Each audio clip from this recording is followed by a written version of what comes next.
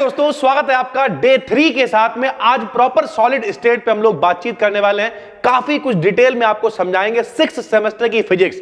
जो बच्चे भी भैया पेपर देने जा रहे हैं और जिनके पेपर ऑब्जेक्टिव है, डिस्क्रिप्शन में प्लेलिस्ट डाल दी है, प्रॉपर डेली वीडियोस आपके लिए लेके आ रहे हैं। आज भी लगभग 25-30 क्वेश्चन पे हम लोग बात करने वाले हैं। तो चलिए इस क्लास को शुरू करते हैं। तो भाई नए हो तो छोटा सा काम करना, चैनल को सब्सक्राइब कर लेना भैया, ठीक है। चलो पहला क्वेश्चन क्या है, फोनॉन्स ओबे द स्टैटिक्स। भैया जो फोनॉन्स होते हैं, सर जी फोटॉन सुने तो यार, फोनॉन क्या होते हैं? तो भैया जब कभी प्रकाश के बारे में बात करा करते थे तो उन्हें फोटॉन बोलते थे।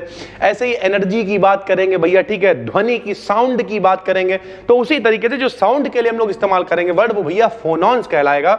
और फोनॉन्स किसे फॉलो करता है? तो बीई स्टैटिक्स का मतलब है बोस आइंस्टीन स्टैटिक्स। इन सब के ऊपर हम डिटेल में वीडियो देने वाले हैं आपको। क्रोनिंग पेनी मॉडल प्रॉपर सारी स्क्रिप्टिंग कर रहे हैं, 3-4 वीडियोस बेहतरीन देने वाले हैं जिनका पेपर डिस्क्रिप्टिव है भाई, ठीक है। तो सब्सक्राइब करके रखना चैनल को। बोस आइंस्टीन स्टैटिक्स है, मैक्सवेल बोल्ट्जमैन स्टैटिक्स है, फर्मी डायराक स्टैटिक्स है, ये सारे मोस्ट इंपॉर्टेंट है। उनमें से किस स्टैटिक्स को ये फॉलो करते हैं फोनॉन्स? भैया बोस आइंस्टीन को, इसीलिए इन्हें बोसॉन्स भी कह देते हैं। क्या कह देते हैं? बोसॉन्स कह देते हैं। भैया याद रखना डिटेल में, ये नहीं ऑब्जेक्टिव है तो हवा में निकाल दिया। द कंडक्टिविटी का मतलब होता है चालकता, करंट कितना फ्लो होगा, कैसा करंट आएगा भाई, ऑफ सेमी कंडक्टर। अब ये सेमी कंडक्टर क्या होता है? लो सर जी समझो। एक हम लोगों ने छोटे क्लास में पढ़ा, एक होता है चालक, एक होता है कुचालक और एक होता है अर्धचालक। सुना है सर जी? चालक को हम लोग कह देते हैं भैया कंडक्टर। क्या कह देते हैं? कंडक्टर। कुचालक को कह देते हैं इंसुलेटर। क्या कह देते हैं? इंसुलेटर। अर्धचालक को कह देते हैं सेमी कंडक्टर। क्या कह देते हैं? Semi conductor. जिनमें करंट नहीं आता है कुचालक है, जिनमें आता है चालक है, थोड़ा बहुत आता है अर्धचालक है भाई। तो अर्धचालक में थोड़ा बहुत आता है। कंडक्टिविटी ऑफ सेमी कंडक्टर, अगर जो अर्धचालक है उसमें टेम्परेचर 0 पर रख दो तो उसमें कितना करंट फ्लो होगा? तो भाई कोई करंट फ्लो नहीं होगा। टेम्परेचर बढ़ाते जाओगे तब क्या होगा? उसकी कंडक्टिविटी भी बढ़ती जाएगी तो 0 होगा भैया, ठीक। बहुत बढ़िया। अगला क्वेश्चन क्या है, ऑन इंक्रीजिंग द टेम्परेचर बढ़ाने पर द रेजिस्टेंस ऑफ इंसुलेटर। ध्यान से समझ लो भैया, रेजिस्टेंस ऑफ इंसुलेटर का मतलब क्या, यहां समझो पहले। आप टेम्परेचर बढ़ाओगे तो करंट, क्योंकि भैया अंधाधुंध इलेक्ट्रॉन मूव करने लगेंगे। अरे किसी को गर्मी मिलेगी, वो गदर काटने लगेगा, दौड़ने लगेगा, तो क्या होगा? इलेक्ट्रॉन तेजी से गति करेंगे, धारा का प्रवाह यानी करंट का फ्लो बढ़ेगा। ओम का नियम होता है B/I बराबर R। अगर I का मान बढ़ेगा तो R का मान कम हो जाएगा, रेजिस्टेंस की वैल्यू कम हो जाएगी। तो रेजिस्टेंस ऑफ इंसुलेटर डिक्रीजेस यानी कम होता है भाई, ठीक है। Fermi energy of a metal does not depend upon, यानी जो फर्मी एनर्जी होती है किस पे डिपेंड नहीं करती है?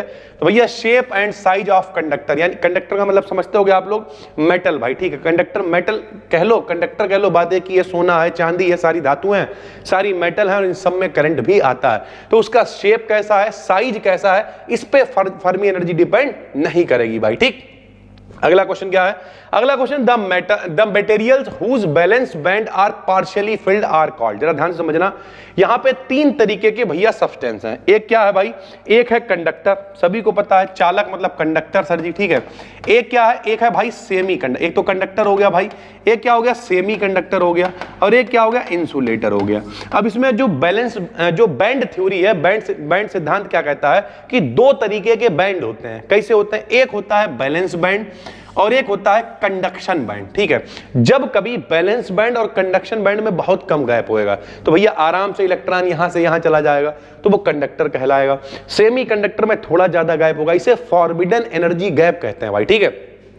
हिंदी में कहते हैं ऊर्जा अंतराल कहते हैं, ठीक है। इंसुलेटर में दोनों के बीच में गैप बहुत ज्यादा होगा। जो ऊपर वाला कंडक्शन बैंड होगा, यहां कोई इलेक्ट्रॉन नहीं जा पाएगा, ये कंडक्शन बैंड खाली होगा, ठीक। लेकिन कंडक्टर में क्या होगा? ये पूरी तरीके से भरा हुआ होगा। जब कंडक्टर भरा होगा तो बैलेंस बैंड जो है वो बहुत कम भरा हुआ होगा।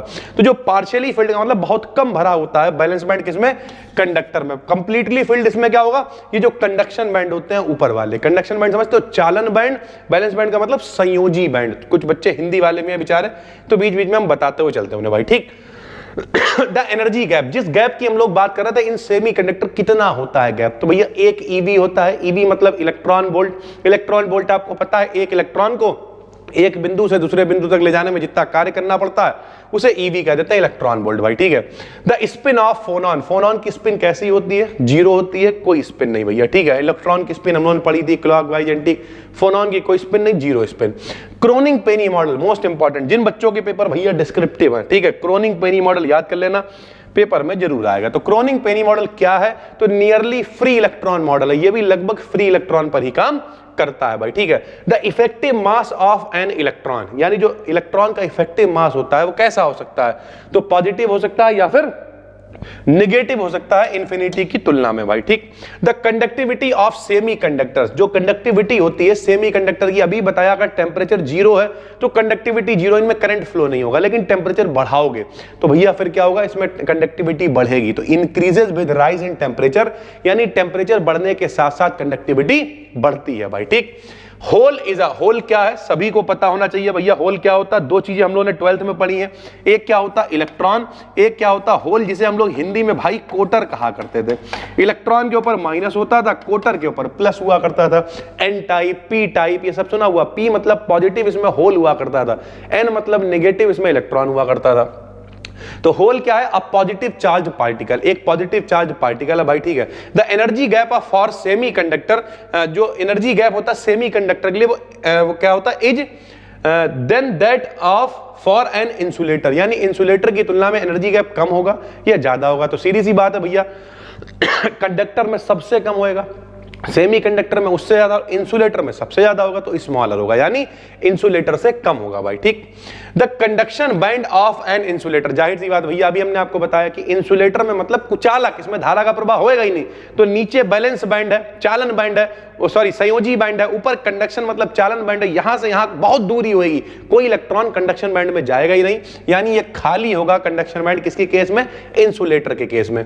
अ सेमीकंडक्टर बिहेव्स, देखो टी बराबर अगर जीरो है तो सेमीकंडक्टर की कंडक्टिविटी जीरो होगी, कोई करंट फ्लो नहीं होगा, यानी वो कुचालक यानी इंसुलेटर की भांति व्यवहार करेगा भाई, ठीक है। फोनॉन्स को हम लोग और किस नाम से जानते हैं? अभी आपको ऊपर बताया, बोस आइंस्टीन स्टैटिक्स को ये फॉलो करते हैं, तो बोसॉन्स के नाम से भी हम लोग इन्हें जानते हैं भाई, ठीक है। The quantum of energy of elastic waves, ये देखो बात बता दी हमने। क्वांटम मतलब क्या? सरल भाषा में पैकेट होता है। तो एनर्जी के वो पैकेट जो इलास्टिक वेव्स के लिए होते हैं किसी क्रिस्टल की फॉर्म में, उन्हें ही हम लोग क्या कह देते हैं? फोनॉन्स कह देते हैं भाई, ठीक है।